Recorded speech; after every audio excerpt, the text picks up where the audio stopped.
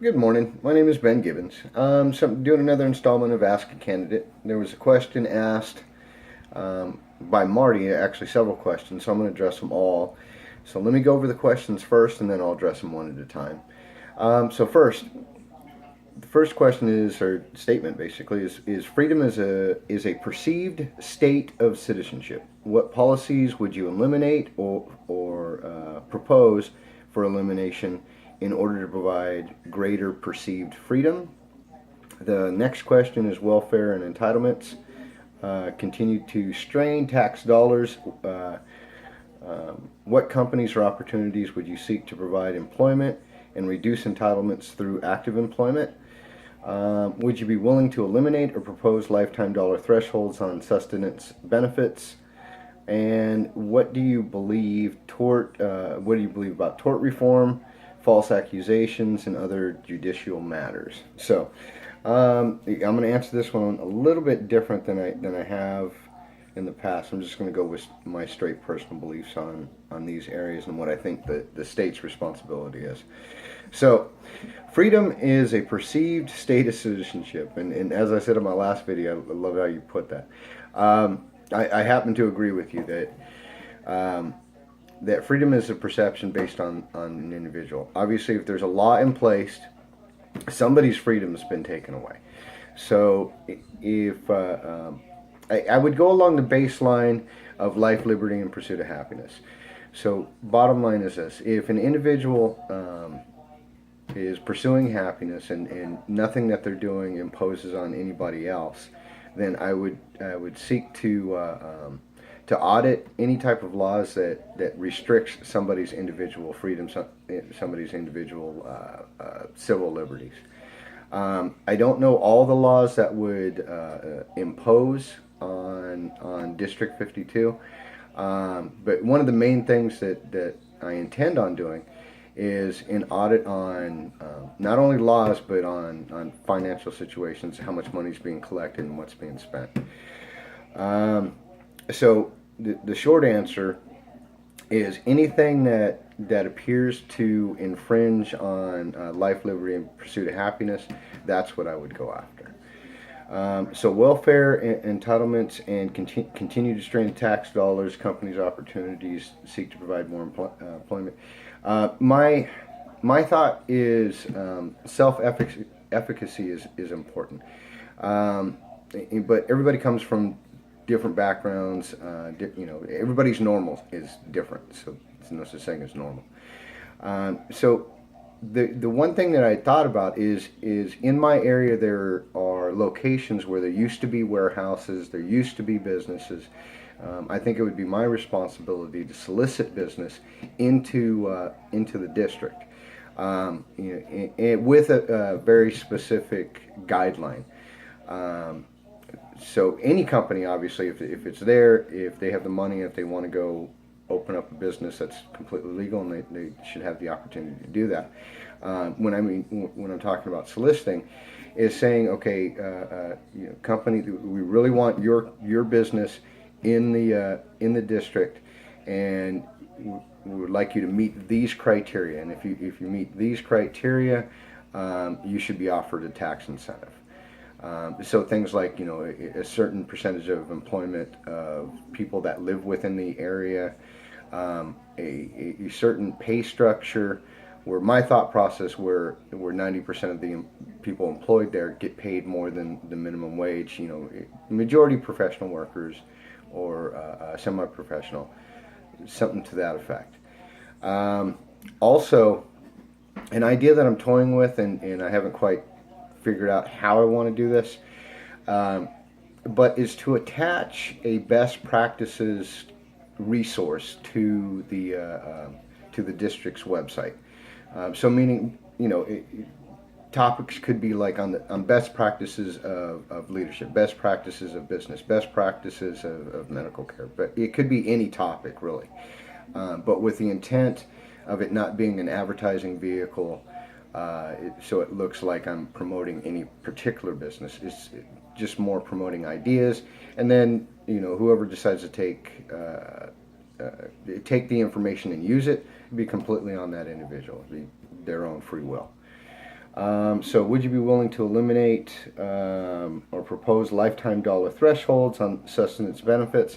And I believe you're talking about Social Security, welfare, that kind of thing. That would really be case by case. If it appears that somebody is acutely abusing the system, then there's got to be a stop at some point.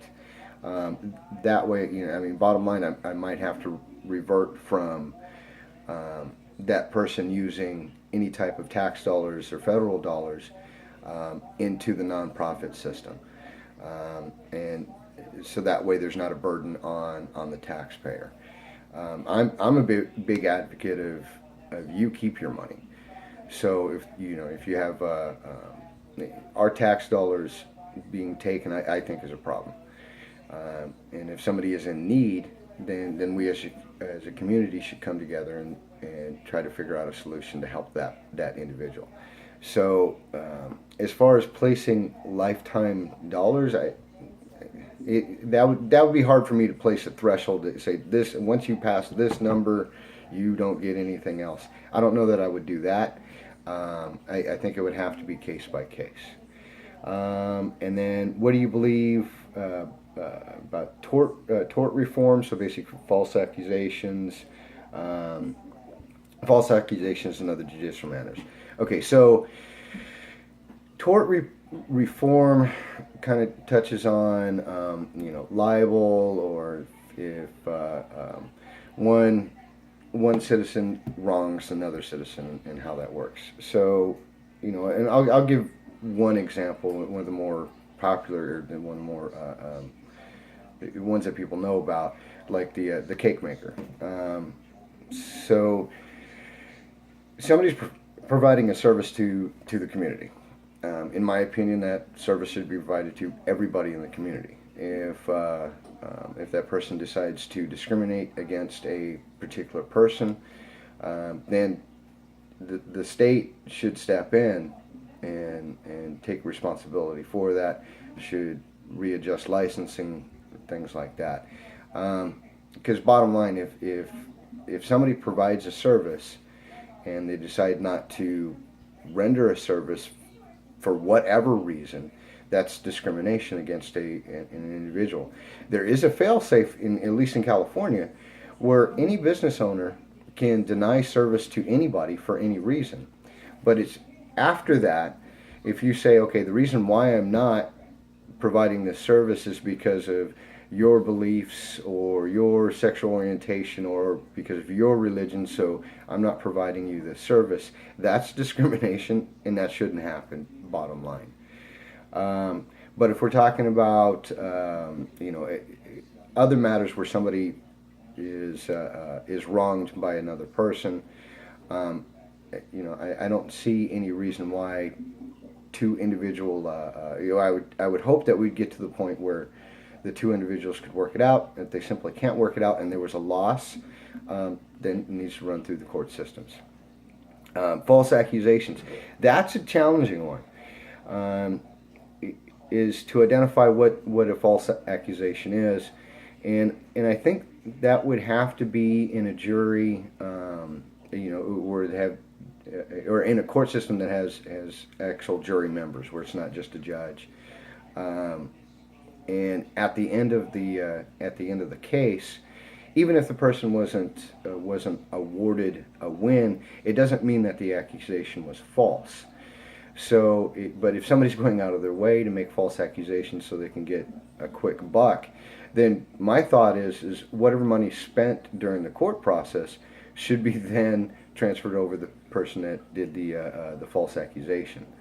But we got to be extremely careful on that one, because sometimes that can be a matter of perception versus reality. Now, judicial matters. It's my belief that if a judge leans towards a political party platform, then that person may not be reading the Constitution.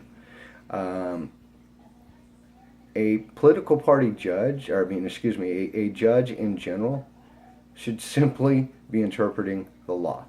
not interpreting the law that benefits a political party or a ideal, period. If I see that, I'm going to fight tooth and nail to have that judge removed, because that's not justice across the board. Because it sounds like justice for a small group of people, and then everybody else will not actually have justice. So that would be my thoughts on the judicial matters. And I covered those four questions, and Marty, keep them up, man. Those are really challenging questions. Those are really good questions. So again, I appreciate your time. I wish you and all of yours the best. My name is Ben Gibbins, and my website is bengibbons.com. You can send me an email at bengibbons@bengibbons.com. We have a political debate. If you want to jump on my Twitter, that's at PARA82ND_1. It's at Paris 82nd_1. I'm running for California State Assembly District 52. Good morning. I'm just getting up, so I figured I'd handle this video before I get some other stuff done. Coffee's done, so I'm ready to start the day. All right, you have a great day. I'll talk to you later.